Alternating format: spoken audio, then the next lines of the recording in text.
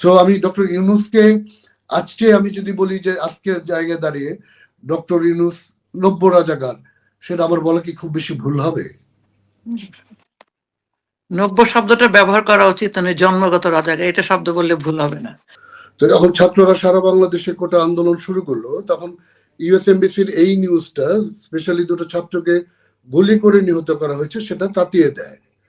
পরবর্তীতে ছাত্ররা অনেক বেশি জিঘাংশু হয়ে যায়, পুলিশের উপরও আক্রমণ শুরু করে, পুলিশ তার জীবন রক্ষার জন্য গুলি করা শুরু করে। এইভাবে চলছিল কয়েকটা দিন। কিন্তু আপনি খেয়াল করে দেখবেন যে এই আন্দোলনের শুরুটার এবং শেষটা টোটালটা হচ্ছে বাংলাদেশ স্পিরিটের বিরোধী, মুক্তিযুদ্ধের স্পিরিটের বিরোধী। জামাত বা শিবির সেটাকে সারা দেশে সার্কুলেট করেছে, যার জন্য আপনি শুরুতেই এটাকে আমি হয়তোবা অনেকেই পরে বিশ্লেষণ করবে, যখন মেটিকুলাস প্ল্যান ডিসক্লোজ হলো কিংবা সারা বিশ্বে যখন এটা নিয়ে কথা হলো যে এটার সাথে একটা ডিপ স্টেট জড়িত, এটার সাথে একটা পাকিস্তান এমবেসি জড়িত, মিডল ইস্টের দু একটা দেশের ফান্ডিং জড়িত, কিন্তু তার আগে শুরুটাই কিন্তু বাংলাদেশের মুক্তিযুদ্ধ বিরোধীর হাতে শুরু হয়েছে। তার মানে 24 শুরুটাই 71 বিরোধীদেরকে নিয়ে। সো আপনি দেখেন পরবর্তীতে সারা বাংলাদেশে যে সমন্বয়কের নাম তালিকা দেওয়া হয়, তার সবগুলি হচ্ছে শিবিরের।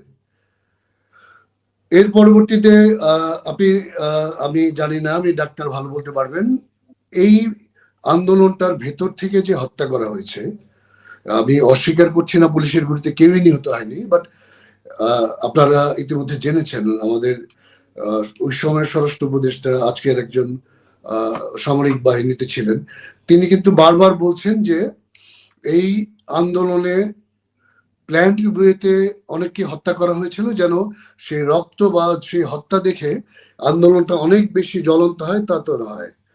আর এই কাজগুলি করেছে কারা, সেটা কিন্তু এখন পর্যন্ত তদন্ত করা হয়নি। আমি আপনাকে বলি, 18 তারিখ থেকে যদি হত্যা শুরু হয়, ডক্টর ইউনূস সরকার 8 তারিখ তার সরকার গঠন করে, 18 এখান দিক দিয়ে 12 আর ওই দিক দিয়ে 8, 20 দিনের ভিতরে কিন্তু প্রত্যেকটা লাশ তুলে ময়নাতদন্ত করা উচিত ছিল। তাহলে বোঝা যেত কোনটা বাংলাদেশ পুলিশের বা বাংলাদেশের আইন শৃঙ্খলা বাহিনীর হাতে নিহত, আর কোনগুলি 7.662 সম্ভবত এই বোর্ডের গুলি নিহত। তার মানে কি সেটা প্ল্যান করে করা হয় না, কারণ 20 দিনের মধ্যে কিন্তু লাশ তুলে সেটা ময়না তদন্ত করা যায়। তবে পরবর্তীতে আপনি দেখেন যে আওয়ামী লীগ সরকারের এই একটা ষড়যন্ত্রমূলক পতনের পর, বেসিক্যালি এটা একটা জঙ্গিদের মাধ্যমে সংগঠিত একটা ঘটনার পতনের পর, আপনার শুরুটাই হচ্ছে মুক্তিযুদ্ধকে আঘাত করে। আপনি বঙ্গবন্ধু, আপনি শেখ হাসিনা রাষ্ট্রের প্রধান, আমরা এমপি ছিলাম, মন্ত্রী ছিলাম, তাদের বাড়িঘর ভাঙা, সেটাও অযৌক্তিক বাংলাদেশের রাজনীতিতে, কিন্তু মানানসই বা সহনে। কিন্তু আপনি বঙ্গবন্ধুর মোরালে আঘাত করছেন, আপনি বঙ্গবন্ধুর যেখানে মোরাল পাচ্ছেন ভেঙে দিচ্ছেন। আপনি বঙ্গবন্ধু, ইভেন কি আপনি দেখবেন বাংলাদেশ সেনাবাহিনীর ভেতরেও বঙ্গবন্ধুর ছবি টেনে ছেড়ে ফেলা হচ্ছে। এটা তো বাংলাদেশের কোনো নমসেই পড়ে না। আপনি সেনাবাহিনীর এই সদস্যদের একদিন বিচার হবে, একদিন মার্শাল কোর্ট হবে। আমি কেন বলে গেলাম যে তারা শুরুটাই করেছিলেন মুক্তিযুদ্ধের যিনি মহানায়ক, দলমত নির্বিশেষে যারা আমরা তাকে জাতির জনক বলি, তাকে আঘাত করার মাধ্যমে। পরবর্তীতে বাংলাদেশের প্রায় সকল জায়গায় যেখানে মুক্তিযুদ্ধের স্মারক ছিল, এই জামাত, এই জঙ্গিরা সেগুলি ভেঙে ফেলেছে। সর্বশেষ থেকেছে আপনার যেটা নিয়াজি আত্মসমর্পণের দলিল হিসেবে যে ভাস্কর্য ছিল, সেটা ভাঙার মাধ্যমে। বাই দিস টাইম আপনি দেখেন পটুয়াখালীতে 21 বছরের একজন মানুষ, সেই 21 বছর বয়সে পটুয়াখালী মুক্ত করেছিল 8 তারিখ, সেই মানুষটাকে গলায় জুতার মালা দিয়ে ঘোরানো হয়েছে। আপনি চট্টগ্রামে দেখেছেন একজন বীর মুক্তিযোদ্ধাকে গলায় জুতার মালা দিয়ে ঘোরানো হয়েছে। এইগুলি তো ইন্টেনশনালি করা হয়েছে। কারা করেছে? যারা 71-এ বাংলাদেশ বিরোধী ছিল, তারা 54 বছর পর ডক্টর ইউনূসের ঘাড়ে পাড়া দিয়ে তার সেই পরাজয়ের শোধ দিচ্ছেন। আপনি না হলে আপনি দেখেন বাংলাদেশ একটা স্বাধীন দেশ, শহীদের রক্ত স্নাত দেশ, ধর্ষিত মায়ের হাহাকারের দেশ। এই দেশে আপনি আওয়ামী লীগকে আঘাত করতে পারেন, আপনি জাতীয় পার্টিকে, আপনি জামাতকে আঘাত করতে পারেন, আপনি বিএনপিকে আঘাত করতে পারেন, কিন্তু স্বাধীন বাংলাদেশে আপনি মুক্তিযুদ্ধকে আঘাত করতে পারেন না। আপনি দেখেন শুরুতেই মুক্তিযুদ্ধের হত্যাকাণ্ডের সংখ্যা নিয়ে একটা বিতর্ক তোলা হলো। মুক্তিযুদ্ধের সংখ্যা কখনো আপনি একদম এক্সাক্টলি বলতে পারবেন না, কারণ অনেকে হারিয়ে গেছে, অনেকে, এটা মেটাফরিক্যালি প্রত্যেক দেশে বলা হয়। আপনি সেটা 30 লাখ 40 লাখ হতে পারে, 20 লাখও হতে পারে, বাট এই এই এই জিনিসটা তুললো কারা? আপনি দেখেন সদ্য জামাতের এজেন্ট যারা, আপনি ইলিয়াস হোসেন বলেন, পিনাকি বলেন, মানে আপনি ধর্মান্ধতার সীমাটা দেখেন। পিনাকি ভট্টাচার্য একজন ব্রাহ্মণ হিন্দু, সে হাটহাজারিতে, আমাদের হাটহাজারির মতো মাদ্রাসা বাংলাদেশের সকল মোমেনরা যেটাকে মানে, সেখানে সে প্রধান অতিথি হিসেবে বক্তব্য দেয়। অথচ এই হুজুরাই আমাদেরকে শিখিয়েছেন যে আপনি কোনো অন্য ধর্মের মানুষের সাথে ইভেন বন্ধুত্ব করতে পারবেন না। তো আপনি দেখেন মুক্তিযুদ্ধের স্পিরিটটা কোথায় নষ্ট করলো। মুক্তিযুদ্ধ হচ্ছে একটা সেকুলার বাংলাদেশ গড়ার জন্য করা হয়েছে, একটা সাম্যবাদের জন্য করা হয়েছে। সেই সকল স্পিরিটকেই এই জুলাই 24 নষ্ট করেছে। আপনি মুক্তিযুদ্ধকে আঘাত করেছে, আপনি বাংলাদেশে ধর্মীয় সাম্প্রদায়িকতা উস্কে দিয়েছে, সেকুলার বাংলাদেশের চেহারা সম্পূর্ণ পাল্টে দিয়েছে। আর সবচেয়ে বড় কথা হচ্ছে আপনি বৈষম্য বিরোধী আন্দোলন করতে যে মুক্তিযুদ্ধটা হয়েছিল বৈষম্য তাড়ানোর জন্য, এখন মুক্তিযোদ্ধার কোটা নিয়ে প্রশ্ন করে আন্দোলনটা শুরু হয়েছে, সেখানে তো মুক্তিযুদ্ধকে আঘাত করা হয়েছে। আপনি মুক্তিযুদ্ধের কোটাকে আপনি আলো টেবিল টক করতে পারেন যে আপনি এই কোটা কমাবেন বা বাড়াবেন, সবকিছুই শুরু হয়েছে মুক্তিযুদ্ধকে কেন্দ্র করে, এই জুলাই মুক্তিযুদ্ধকে আঘাত করার প্রত্যয় নিয়ে। এবং আপনি শেষ কথাটা আবার বলি, যেদিন শেখ হাসিনা স্পষ্টত একজন সাংবাদিক কোশ্চেন করলেন, একই চাকরিতে যদি একজন মুক্তিযোদ্ধার নাতি এবং একজন রাজাকারী নাতি সমান নাম্বার পায়, আপনি কাকে চাকরি দেবেন? সেটা যদি আপনি এই বাংলাদেশে দাঁড়িয়ে ওই সময় একজন রাজাকারকেও প্রশ্ন করতেন, সে বলতো আমি একজন মুক্তিযোদ্ধার নাতিকে দেব। সেই কথাটাকে ঘুরিয়ে পেঁচে বাংলাদেশের, স্বাধীন বাংলাদেশের প্রত্যেকটা মুক্তিযুদ্ধের, প্রায় মুক্তিযুদ্ধের চেতনার মানুষদের, এই রাজাকার, এই আলবদর, এই আল শামসরা, আজকের শিবির যারা আমি কে তুমি কে রাজাকার রাজাকার বলিয়েছে। তাই এই আন্দোলনের শুরু থেকে শেষটাই মুক্তিযুদ্ধ বিরোধী, মুক্তিযুদ্ধ বিদ্বেষী। ধন্যবাদ। আমার অনেক ধন্যবাদ মহিতুর রহমান শান্ত। একটু যান্ত্রিক গোলযোগের জন্য আমি একটু বাইরে ছিলাম বা আপনাদের সাথে ঠিক সরাসরি কথা বলতে পারিনি। এবার আমি আবারও সবাইকে ধন্যবাদ জানাচ্ছি, বিশেষ করে আজকে দুইজন যে অতিথি আছেন, এবং আমাদের আরেকজন অতিথি হচ্ছেন আমাদের সবার পরিচিত, আসলে তার নাম বলে কাউকে পরিচয় করানোর প্রয়োজন নেই, উনি হচ্ছেন আমাদের সবার পরিচিত নিঝুম মজুমদার, যিনি ব্যক্তিগত জীবনে একজন ব্যারিস্টার সলিসিটার। তার চাইতে তার প্রধান এই মুহূর্তে যে পরিচয়, উনি সারা পৃথিবীর এক প্রান্ত থেকে আরেক প্রান্ত চষে বেড়াচ্ছেন আমাদের মুক্তিযুদ্ধকে নিয়ে, বঙ্গবন্ধুকে নিয়ে, বাংলাদেশের তৃণমূল মানুষ এবং আমাদের প্রধানমন্ত্রী শেখ হাসিনা। এখানে তো তাকে প্রশ্ন করার আগে আমি এক ফাঁকে বলে নিই, আমি নিজমের, আমার ভাই নিজম ভাই, ও আমার একেবারে নিজের ভাই। আমি আপনার মাধ্যমে ওকে আমি কৃতজ্ঞতা জানাতে পারিনি, ব্যক্তিগতভাবে বানাই বা দেশবাসী জানে না। ও আমার নির্বাচনে আমার জন্য যা করেছে, আমি আমার শ্বাস যাওয়া পর্যন্ত আমি নিজমের প্রতি কৃতজ্ঞ। থ্যাংক ইউ নিজম ভাই। শান্ত, এখানে একটা কথা বলি, শুধু তুমি নয়, অনেক মানুষ আছে যারা ঠিক একইভাবে ব্যারিস্টার নিঝুম মজুমদারের কাছে কৃতজ্ঞ। শুধু তার জন্য একটা ছোট্ট একটু বলে নিই 1 মিনিটের জন্য। সেটা হচ্ছে গত সপ্তাহে আমরা সবাই হঠাৎ দেখলাম ব্যারিস্টার নিঝুম মজুমদার কোথাও নেই। উনি প্যারিস থেকে আসার পরে বা ফিনল্যান্ড থেকে আসার পরে, যাই হোক, কোনো খোঁজ খবর ছিল না, সবাই চিন্তিত। ঠিক আমার মনে হয় ততদিনে হয়তো ব্যারিস্টার নিঝুম মজুমদারের পেজ ভরে গিয়েছিল প্রশ্ন করে, ফেসবুকে, হোয়াটসঅ্যাপে, মেসেঞ্জারে। তার মধ্যে আমি একজন ছিলাম। শেষ পর্যন্ত অনেকে নিঝুম মজুমদারকে না পেয়ে আমাকে অনেক টেক্সট মেসেজ করে, ফোন করে, এবং তারা এতটাই উৎকণ্ঠিত ছিলেন যে চিন্তার বাইরে। তাদের কারো কণ্ঠস্বর কাঁদো কাঁদো ছিল, আপা কি হলো, দাদার কি হবে, ভাইয়ার কি হবে। আমি বললাম নিশ্চয়ই সুস্থ আছে, হয়তো ফ্যামিলিকে একটু সময় দিচ্ছেন, অসুস্থতার কথা জানতাম না। এবং আপনি বিশ্বাস করে, সবাই হয়তো বিশ্বাস করবে না, কিছু লোক তার জন্য দোয়া করেছে নামাজ পড়ে। তার একটা প্রমাণ ছিল তো, একজন তো আমি নিঝুম মজুমদার, উনি আমাদেরকে দেখালেন যে একজন আল্লাহর ঘরে যেয়ে তার জন্য দোয়া করছেন। অতএব এই ভালোবাসাটা আসলে কেউ কাউকে দিতে পারে না, এটা তার তৈরি করা।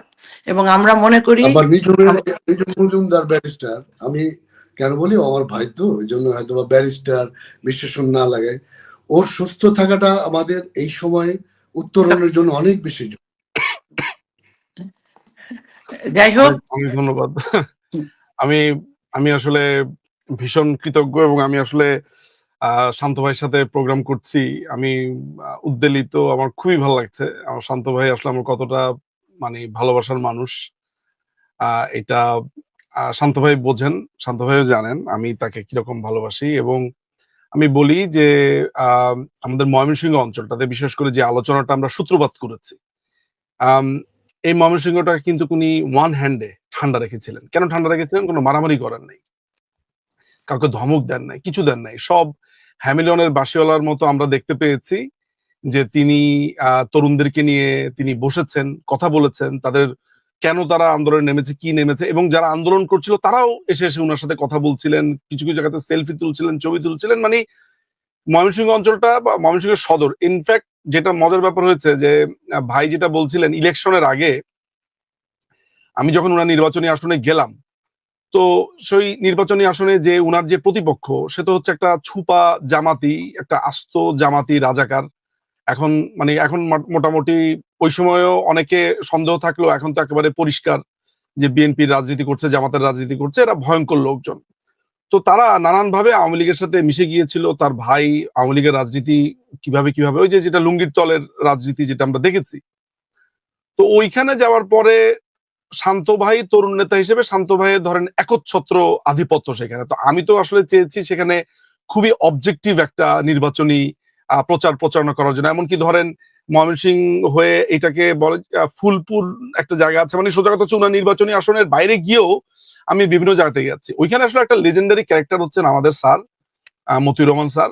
উনি তো খুবই একটা লেজেন্ডারি ক্যারেক্টার। উনার ছেলে এমনও জায়গাতে হয়েছে যে ধরেন ভোট দিবেন হচ্ছে মতিউর রহমান স্যারের ছেলে হিসেবে, এরকম ভাবে ব্যাপারটা।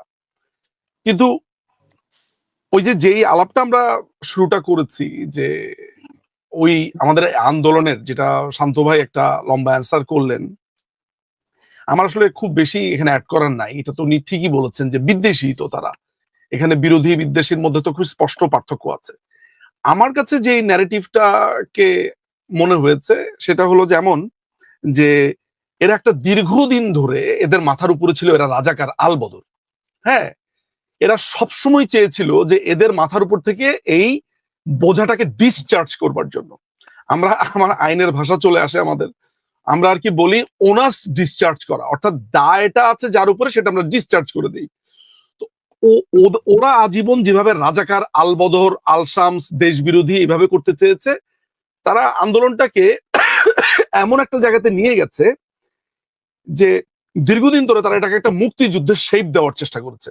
অর্থাৎ মুক্তিযুদ্ধ দেখেন, খেয়াল করে দেখেন, এটা দ্বিতীয় মুক্তিযুদ্ধ কেন এটা একটা জরুরি জামাতের কাছে?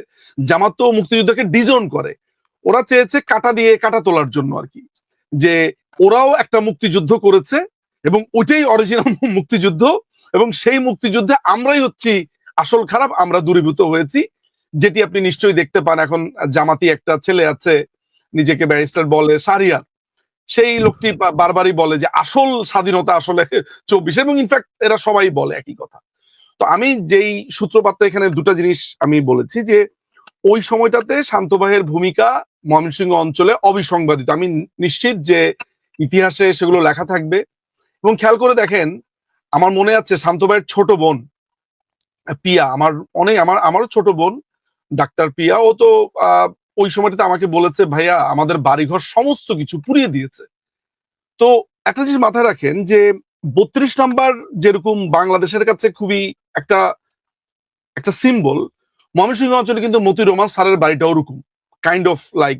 ওইখানে মুক্তিযুদ্ধ, উনাদের যে লেজেন্ডারি, উনাদের যে হিস্ট্রিক্যাল যে ভূমিকাটা আছে, ওরা কিন্তু টার্গেটই করেছে মুক্তিযোদ্ধা নাম শোনার পরে, মানে ওদের সমস্ত রাগ মুক্তিযোদ্ধা এবং এভরিথিং। তো আমি তখন পিয়াকে বললাম, ছোট বোনকে বললাম যে ভাইয়া তখন আমার বাসার নিচের গ্যারেজটা তারা অলরেডি আগুন দিয়ে দিয়েছে, মানুষজন সেটা থামানোর চেষ্টা করেছে, খবর পেয়েছি। আমার বাবা, ভাই বোনরা সবাই কে কোথায় তখন কিছুই জানি না। আমি তো তখন মাকে নিয়ে আমার মার চিকিৎসার জন্য আমি তখন চেন্নাইতে।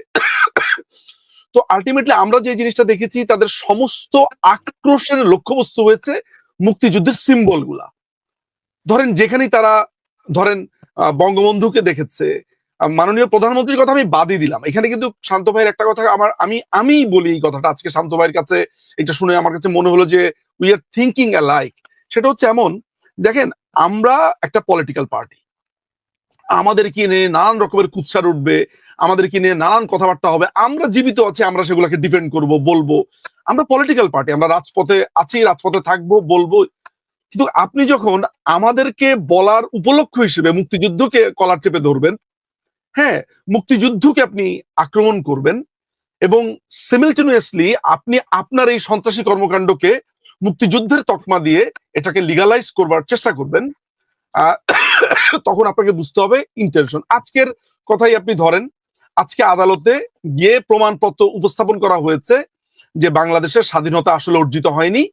আজকে ওই যে জামাতের যে ব্যারিস্টার আছে শাহরিয়ার, সে আজকে আদালতে গিয়ে বলেছে যে আমরা আসলে স্বাধীনতা পাইনি। 16ই ডিসেম্বরে আমাদের কাছে পাকিস্তানি বাহিনী আত্মসমর্পণ করেনি। আত্মসমর্পণের যে ইনস্ট্রুমেন্ট অফ আপনার সারেন্ডার, সেটার মধ্যে নাকি বাংলাদেশ শব্দটাই নাই। এটা সারেন্ডার করেছে ইন্ডিয়ার কাছে। এমনকি আমাদের স্বাধীনতার ঘোষণাপত্রও নাকি ইন্ডিয়া লিখে দিয়েছে এবং আমাদের শাস্তির জন্য আদালতের শরণাপন্ন হয়েছে। সো আমার কাছে মনে হয় যে আমরা যে এত একটা দীর্ঘ সময় ধরে বলে এসেছি যে আমরা মুক্তিযুদ্ধকে এতদিন পরিচর্যা করেছি, আমাদের হাতে এই মুক্তিযুদ্ধ ইতিহাস এগুলো বরাবরই নিরাপদ এবং সঠিক ছিল, আমরা ডিস্টর্ট করিনি। আমাদেরকে কি বলা হতো? বলা হতো আমরা হচ্ছে চেতনার ব্যবসা করি, বলা হতো আমরা মুক্তিযুদ্ধের ব্যবসা করি, বলা হতো আমরা বঙ্গবন্ধুকে নিয়ে ব্যবসা করি। এই 1.5 বছরে আমাদের সার্কেলের বোঝার দরকার নাই, আমরা তো মুক্তিযুদ্ধের পক্ষেরই। আমি এইটাতে খুশি যে তরুণরা বুঝতে পেরেছে। এবং আপনি দেখবেন আমার যখনই আমি কোনো কমেন্ট বক্স ওপেন করি, আমার ইউটিউব বলেন বা ফেসবুক বলি, সেখানে একটা কথা সবাই স্বীকার করে, যে তারা স্বীকার করে নিতে বাধ্য যে সন্তানের মতোই এই মুক্তিযুদ্ধকে পরিচর্যা করেছে বাংলাদেশ আওয়ামী লীগ। এটি অন্তত পক্ষে প্রতিষ্ঠিত হয়েছে। সাধারণ মানুষ আজকে আমাকে কেন, আজকে একটা মানুষ নাই এই যে রিট পিটিশন করেছে যে তোর এত বড় সাহস, বাংলাদেশ স্বাধীনতা অর্জন করেনি, কিংবা এই যে অ্যান্টার্কটিক হুজুর যে লোকটাকে বলি, কি নাম যেন, কাজী ইব্রাহিম, সে বলছে মুক্তিযুদ্ধ একটা কালো অধ্যায়, মুক্তিযুদ্ধ একটা কালো কালো ওরা সবাই খারাপ, সবাই নাকি মাদকাসক্ত। আজকে 16 ডিসেম্বর আজকে আমেরিকা থেকে আপনার একটা খুবই একটা বস্তির একটা ছেলে, আমি তার নাম উচ্চারণ করতে আমার রুচিতে বাধে, নাম উচ্চারণ করব না, সে খুবই নোংরা নাম দিয়ে আজকে আমাদের বিজয় দিবসকে অভিহিত করে ব্লগও বানাচ্ছে। সো আজকে আমাদেরকে মানুষ বলছে দাদা কিছু একটা করেন, দাদা দেশ স্বাধীন করবেন কবে, দাদা কবে আপনারা আসবেন, আপনাদেরকে যারা কিচ্ছু ভাল লাগে না, আজকে দেশটা শেষ হয়ে গেল। আমার কাছে মনে হয়েছে যে একটু সাফার করেন, আমাদেরকে বছরের পর বছর কষ্ট দিয়েছেন, অপমান করেছেন, আমাদেরকে চেতনাবাজ বলেছেন, একটু সাফার করেন। শুনতে খুব হার্শ মনে হবে, আমি জানি যে মানে অনেকে বলবে যে না ভাই শেষ পর্যন্ত আপনাদেরই জনগণ, আপনারাই, হ্যাঁ ঠিক আছে, তারপর আমি মনে করি একটু সাফারিংস এর দরকার আছে। মুক্তিযুদ্ধ 9 মাসের মধ্যে শেষ হয়ে যাওয়ার কারণে যে অনেকে অনেক কিছু বুঝতে পারে নাই, হ্যাঁ, আমাদের মুক্তিযুদ্ধ অনেকে অনেক বুঝতে পারে নাই। ওই ভিয়েতনামের মতো যুদ্ধ হলে বুঝতো এই স্বাধীনতার মূল্য কতটুকু। স্বাধীনতার মূল্য একটু বুঝুক, একটু বোঝার প্রয়োজন রয়েছে। অনেক ধন্যবাদ বেহসেন নজিম মজুমদার। আমি এই প্রসঙ্গেই আসি, আপনি যেহেতু একটু আগে নামটা বললেন, আমাদের সেই তথাকথিত বা স্বঘোষিত ব্যারিস্টার শাহরিয়ার কবির, উনি একটা প্রশ্ন তুলেছেন বা দাবি, সেটা হচ্ছে যে 1972 সালে দেশে ফিরে বঙ্গবন্ধু রাষ্ট্রপতি হিসেবে শপথ নেয়নি। এই ব্যাপারে আমি আপনার কাছে আমি বলবো নাইদা আপা, আমার মনে হয় একটু আমরা এই অংশটুকু সম্পর্কে আমরা শান্তভাইয়ের কাছে শুনি, আমি আসছি।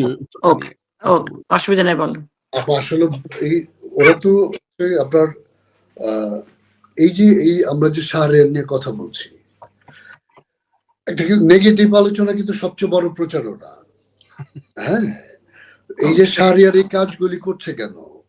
এখন আপনি ভালো কথা বলছি, আমাদের কথা কম মানুষ শুনবে। ইলিয়াসের মতো মা বাপ তুলে গালি দিতাম, ইলিয়াসের মতো মানুষের ব্যক্তি জীবন মিথ্যা বলে গালি দিতাম, আপনার কিন্তু অনেক ভিউ হবে।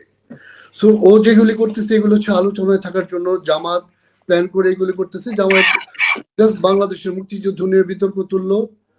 বাংলাদেশের ভেতরে এখন আওয়ামী লীগের ছাড়াও বাংলাদেশের মুক্তিযুদ্ধকে তারা ধারণ করে বলে সেই দল বিএনপি আছে, জাতীয় পার্টি আছে, আমাদের অন্যান্য কমিউনিস্ট দলগুলি আছে। আওয়ামী লীগ ছাড়া প্রতিবাদ কেউ করছে না। তো মুক্তিযুদ্ধকে যদি বলে আওয়ামী লীগের মনোপলি, আপনারাই তো ভাই মুক্তিযুদ্ধকে আওয়ামী লীগের মনোপলি করে দিয়েছেন, মুক্তিযুদ্ধকে আওয়ামী লীগের কোলে তুলে দিয়েছেন। মুক্তিযুদ্ধ তো আওয়ামী লীগ একা বুকে নিতে চায় নাই। আজকে শাহরিয়ার কবি ভদ্রলোক, ওরে তো আচ্ছা গালি দিতে যা ভদ্রলোক বললাম, কারণ গালিটা অনেক বাজে ছিল। তো এই লোককে আমি আপনি আলোচনায় আনছি, এটি তো ওর জীবনের প্রাপ্তি। আজকে জামাত শিবির বাংলাদেশে আমাকে এই 5ই আগস্টের পরে প্রথম কেউ পরিচয় দিতে পারে আমি জামাত শিবির করি, এই 54 বছরের ইতিহাসে এই তো প্রথম। মানে বাংলাদেশে তো এর আগে জামাত পরিচয় দিতে দ্বিধা করতো, ভয় পেত বা ঘৃণা পেত নিজের কাছে। তো এই সুযোগ তারা নিচ্ছে, নেই। তারা এই ধরনের উদ্ভট উদ্ভট কথা বলবে, মুক্তিযোদ্ধার সংখ্যা নিয়ে কথা বলবে, বঙ্গবন্ধুকে বিকৃত করবে, 25শে মার্চ 26শে মার্চ বিকৃত করবে। বা আমরা মনে হয় এটা যদি ব্যাখ্যা করতে যাই তাহলে তাদেরকে আমরা বোধহয় এনকারেজ করলাম। আসলে আমরা আমাদের কথা বলি, ওরা ওদের কথা বলুক। ইতিহাস কাকে নির্বাচিত করবে বা ইতিহাস কাকে চেয়ার দেবে, ইতিহাস কাকে সিংহাসন দেবে, সেটা সময় নির্ধারণ করবে। আমার মনে হয় শাহরিয়ার কবির বলেন আর ওই তাহারে বলেন, ওরা মুক্তিযুদ্ধকে নিয়ে কি বললো? যারা মুক্তিযুদ্ধকে ওন করে না, আমাকে নিয়ে বলার অধিকার আমার নেতা কর্মী, আমার বাবা মা, ইয়াসমিনা বা আপনার আছে। আমাকে নিয়ে বলার অধিকার সবার নাই। তো মুক্তিযুদ্ধ নিয়ে কথা বলার অধিকার সবার নাই। লেট দেম টক। আমরা আমাদেরটা বলি, তারা জাতির কাছে তাদেরটা বলুক, ইতিহাস একদিন সেটার মূল্যায়ন করবে। আমি মনে হয় ওদেরকে এনকারেজ করার পক্ষে না। শান্ত, আমি আমি জানি, কিন্তু সরি, এই এইটুকু বলে দিই যে এই কাজগুলি তো তারা প্ল্যান করেই করছে। প্ল্যান করে করছে মানে কি, 71টাকে ফেড করার জন্য। কারণ 71টা হচ্ছে ওদের জীবনের জন্য। আমি অবাক হয়ে যাই ডক্টর ইউনূস 71 সালে কি ভূমিকা রেখেছিলেন। আজকে উনি সরকারের প্রধান। উনি, আমি একটা ইন্টারভিউ দেখেছি, তিনি 71-এ বাংলাদেশের পক্ষে কথা বলছেন। এখন আমার তো মনে হয় ওইটাও বোধহয় এআই দিয়ে বানানো। মানে কেন বানানো? একজন মানুষ যদি আপনি 71-এ যদি আপনি দেশে না থাকেন, আপনি আমেরিকায় আছেন মেনে নিলাম, আপনি মুক্তিযুদ্ধ করেননি, আপনার বয়স ছিল অনেক। আমার আত্মীয় স্বজন ইউরোপ আমেরিকা থেকে এসে মুক্তিযুদ্ধে অংশগ্রহণ করেছে, আচ্ছা আমি বাদই দিলাম। উনি যেহেতু বারবার ওনার ওই একটা রেকর্ডিং আমরা দেখি উনি মুক্তিযুদ্ধের পক্ষে বলছেন, তাহলে একজন মানুষ সরকার প্রধান তথাকথিত হোক অবৈধ হোক, সেই সরকার প্রধান থাকা অবস্থায়, রাষ্ট্রীয় সকল অর্গানের প্রধান থাকা অবস্থায় সে তার সামনে মুক্তিযুদ্ধ নিয়ে এইগুলি কথা বলছে। ডক্টর ইউনূসের চুপ থাকা বা তার সরকারের চুপ থাকা, এটা বিশ্বাস করি আমি, ডক্টর ইউনূসকে বসিয়েছে মুক্তিযুদ্ধ বিরোধীরা। আপনি দেখেন আঞ্চলিক ভাবে বলেন আর বৈশ্বিক রাজনীতিতে বলেন, 71-এ যারা বাংলাদেশের জন্মের বিরোধিতা করেছিল তারাই ডক্টর ইউনূসের জনক। নাহলে আমি আপনি যত ক্ষয়িষ্ণু থাকি, আমাদেরকে দিয়ে আমার সামনে অন্তত মুক্তিযুদ্ধকে গালি দিয়ে মুক্তিযোদ্ধার গলায় কেউ জুতার মালা পরে যেতে পারবে না। আমি আমার সবটুকু শক্তি দিয়ে সেটা রোখার চেষ্টা করবো। সো আমি ডক্টর ইউনূসকে আজকে আমি যদি বলি যে আজকের জায়গায় দাঁড়িয়ে ডক্টর ইউনূস নব্য রাজাকার, সেটা আমার বলা কি খুব বেশি ভুল হবে? নব্য শব্দটা ব্যবহার করা উচিত, মানে জন্মগত রাজাকার এটা শব্দ বললে ভুল হবে না।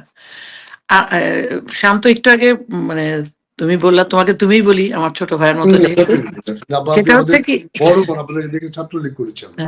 সেটা হচ্ছে যে তুমি বলছো যে শাহরিয়ার কবিরকে নিয়ে কথা বলার প্রয়োজন নেই। আমি জানি আমরা বলা মানে তার ওই রেটিং শব্দটা তার ব্যাপারে ব্যবহার করতে পারে বেড়ে যাবে, কিন্তু কি জিনিসগুলি অনেক মানুষের কাছে ক্লিয়ার নেই সত্যিটা।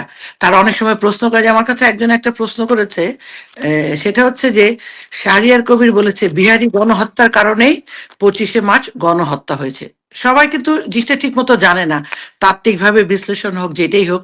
তা আমার মনে ছোট্ট করে যদি আপনি বোধহয় আনসারটা চাচ্ছেন, আমি দিয়ে দিই। আচ্ছা, হ্যাঁ। মুক্তিযুদ্ধে 4 তারিখ ভারত মুক্তিযুদ্ধে অংশগ্রহণ করে। এর আগের 8 মাসের উপরের সময় আমরা মুক্তিযুদ্ধ করে পাকিস্তানকে কোণঠাসা করে রেখেছিলাম। 4 তারিখ ভারত যৌক্তিকভাবে অংশগ্রহণ করে, কারণ ভারতের 21টা এয়ারবেজে পাকিস্তান হামলা চালায়।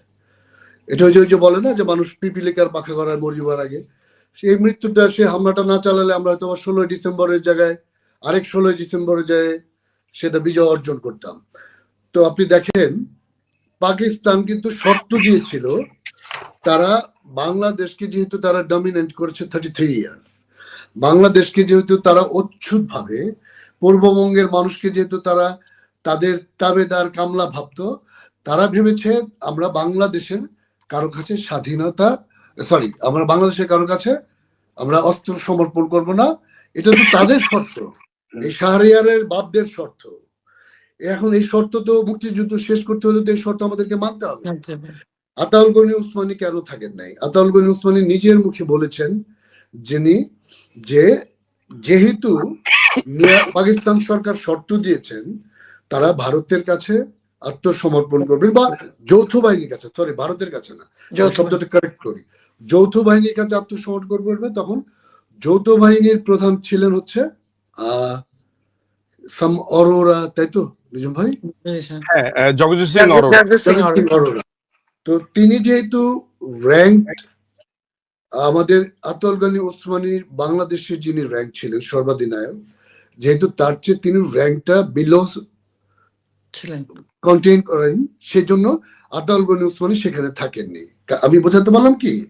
মানে পাকিস্তানের, মানে শাহরিয়ার বাবাদের শর্ত হচ্ছে আমরা ভারতের কাছে আত্মসমর্পণ করবো, ভারতীয় কোনো জেনারেল কাছে। তো সেই সময় আতাউল গনি উসমানী ছিলেন আমাদের সর্বাধিনায়ক। তিনি অন্তত যুদ্ধের ফ্রন্টে অরোরা সাহেবের চেয়ে আপার র্যাঙ্ক হোল্ড করেন। সো উনি তার নিজের দায়িত্ববোধ থেকে উনি ওই অনুষ্ঠানে যান। এটা নিয়ে অনেক বিতর্ক করার চেষ্টা করা হয়েছে। তিনি যেতে চেয়েছেন, হেলিকপ্টারে গুলি করা হয়েছে, তাকে যেতে বাধা দেওয়া হয়েছে। আতাউল গনি উসমানী নিজের আত্মজীবনীতে এই কথা বলেছেন। তো ফার্স্ট অফ অল হচ্ছে এই কথাটাই ভুল, যৌথ বাহিনীর কাছে করেছেন। আপনি দেখবেন যে অরোরা নিয়াজি বসা, তার পেছনে ভারতীয় জেনারেলও আছেন, আমাদের বাংলাদেশের জেনারেলও আছেন। হ্যাঁ, আপনি দেখবেন শাহরিয়ার সাহেব আছেন, আরো 3-4 জনের, আমি এখন হয়তো নাম বলতে পারছি না, আমি ছবি দেখে দেখে বলতে পারবো। তো একটা মুক্তিযুদ্ধ যৌথ বাহিনী শেষ করেছে, যৌথ বাহিনীর কাছে আত্মসমর্পণ করেছে, সেটা বাংলাদেশের কাছে তারা করতে চায়নি। আর দ্বিতীয় হচ্ছে যে তারা সিমলা চুক্তিতে গেছেন পাকিস্তান। তো সিমলা চুক্তিতে তারা কেন গেল?